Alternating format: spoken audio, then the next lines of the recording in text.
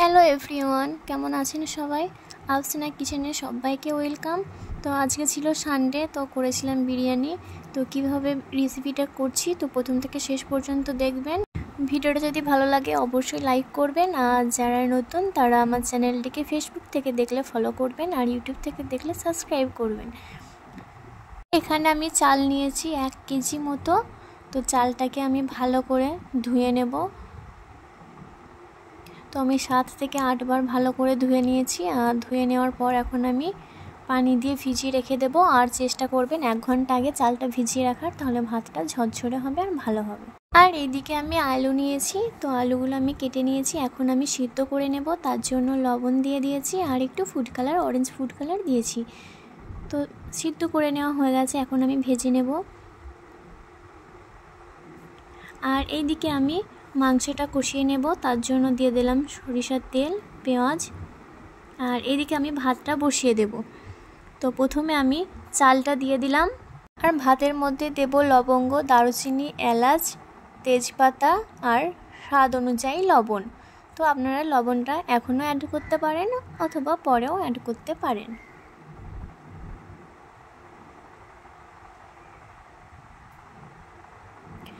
তো এইদিকে আমার পেঁয়াজটা লাল করে ভেজে নেওয়া হয়ে গেছে। এখন আমি দিয়ে দিলাম আদা রসুনের পেস্ট, সাথে দিলাম জিরে বাটা, কাঁচা জিরে বাটা দেওয়ার চেষ্টা করবেন। তারপরে দিয়ে দিলাম ধনিয়া গুঁড়ো, দিলাম লাল লঙ্কার গুঁড়ো, আর এখানে আমি কোনো হলুদ গুঁড়ো অ্যাড করব না। আর তারপরে দিয়ে দিলাম মাংস, এখানে আমি 1 কেজি মতো মাংস নিয়েছি। এটা কষিয়ে নেওয়ার পর এখন আমি দিয়ে দেব অল্প বিরিয়ানি মশলা, 1 চামচ মতো। তো আপনারা যদি বিরিয়ানি মশলাটা না দিতে চান তো না দিতে পারেন।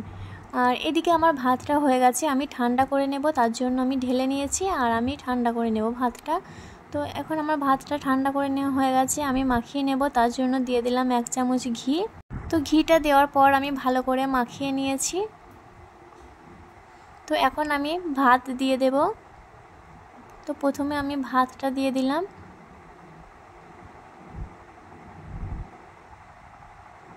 তো ভাতটা দেওয়ার পর আমি দিয়ে দেব চিনি, আর যারা মিষ্টি পছন্দ করেন না তারা চিনিটা স্কিপ করতে পারেন।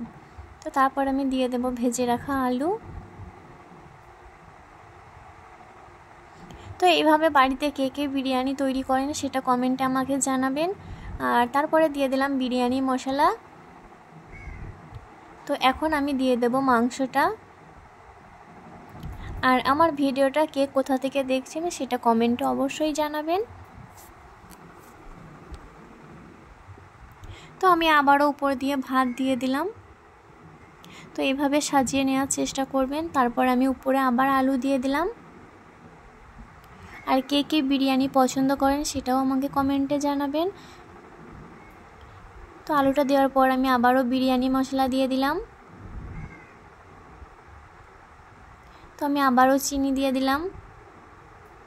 তারপরে দিয়ে দিলাম এলাচ থেতো করে। এখন উপর দিয়ে আবার মাংস দিয়ে দেব। তো মাংসটা দেওয়ার পর এখন উপরে আমি আবার ভাত দিয়ে দেব। তো ভাতটা দেওয়ার পর এখন আমি পেঁয়াজের ব্রেস্তা করে রেখেছিলাম, সেই পেঁয়াজ ব্রেস্তাটা দিয়ে দেব। আমি আগেই দুধে কেশর ভিজিয়ে রেখেছিলাম, সেইটা আমি উপর দিয়ে দেবো। আর যদি হাতের কাছে না থাকে আপনারা চাইলে অরেঞ্জ ফুড কালার অ্যাড করতে পারেন। তারপর আমি দিয়ে দেব মিঠা আতর। তো এটা যদি কেউ পছন্দ না করেন স্কিপ করতে পারেন। তো তারপর আমি দিয়ে দেব 1 চামচ গোলাপ পানি আর 1 চামচ কেওড়ার পানি। তো যাদের এই গন্ধগুলো ভালো লাগে না তারা কিন্তু স্কিপ করতে পারেন। তো তারপরে আমি রেখে দেব ঢাকা দিয়ে। তো আমি প্রথমে ওভেনে একটা তাওয়া বসিয়ে নিয়েছি, তাওয়ার উপরে আমি বসিয়ে রেখেছি, পুরো আমার 10 মিনিট সময় লেগেছে। তো এই যে আমার বিরিয়ানির ফাইনাল লুক, দেখতে কেমন হয়েছে কমেন্টে অবশ্যই জানাবেন।